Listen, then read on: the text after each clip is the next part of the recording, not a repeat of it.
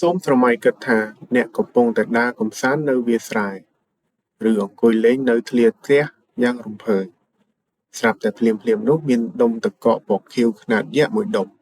ធ្លាក់ពីលើមេឃយ៉ាងលឿនបោកទម្លាក់ចំដំបូលផ្ទះរបស់អ្នកបែកខ្ទេចខ្ទីតើដុំទឹកកកអាថ៌កំបាំងនោះមកពីណាការពិតដ៏គួរឲ្យរន្ធត់នោះគឺវាជាកាកសំណល់លាមកដែលធ្លាក់ចេញពីបង្គន់យន្តហោះChannel ចំណេះដឹង3នាទីនឹងនាំបងប្អូនទៅលាតត្រដាងអាថ៌កំបាំងដែលមនុស្សរាប់លាននាក់តែងតែឆ្ងល់តើពេលយើងចុចទឹកបង្គន់នៅលើយន្តហោះគេបោះកាកសំណល់នោះចោលមកផ្ទាល់ឬក៏យ៉ាងណាមនុស្សភាគច្រើនតែងតែគិតថាប្រព័ន្ធបង្គន់យន្តហោះគឺដូចរទេះភ្លើងសម័យមុនដែលបង្ហូរចោលមកក្រោមភ្លាមប៉ុន្តែការពិតវាមិនអញ្ចឹងឡើយបើគេធ្វើបែបនោះមែនមនុស្សនៅលើដីដឹងតែរងគ្រោះមហន្តរាយជាក់ជាមិនខាននៅលើយន្តហោះទំនើបគេប្រើប្រាស់ប្រព័ន្ធបឺតសម្ពាធខ្យល់ល្បឿនលឿនដែលហៅថា vacuum toilet ពេលដែលអ្នកចុចប៊ូតុងភ្លាមវានឹងបើកវ៉ាល់រួចបឺតកម្លាំងដ៏ខ្លាំងក្លាដែលមានល្បឿនលឿនជាងឡានប្រណាំងទៅទៀតនោះនឹងបឺតរាល់កាកសំណល់និងទឹកទាំងអស់រុញទៅតាមទយោលឿនស្លេវ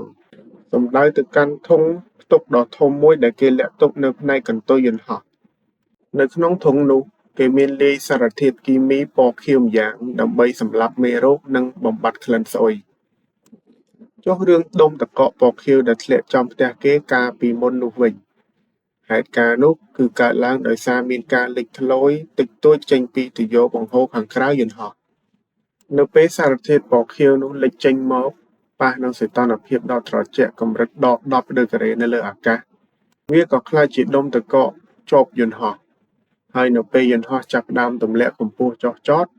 កម្ដៅអាកាសធាតុក៏ធ្វើឲ្យវាដាច់ធ្លាក់មកបានបង្កជាគ្រោះថ្នាក់អាថ៌កំបាំងដែលគេហៅថា Blue Eye ដូច្នេះពេលយន្តហោះចុះចតដល់ដីទើបមានឡានបូមកាកសំណល់ពិសេសមួយមកតទយោបូមយកកាកសំណល់ទាំងអស់នោះទៅចោលនៅកន្លែងត្រឹមត្រូវបងប្អូន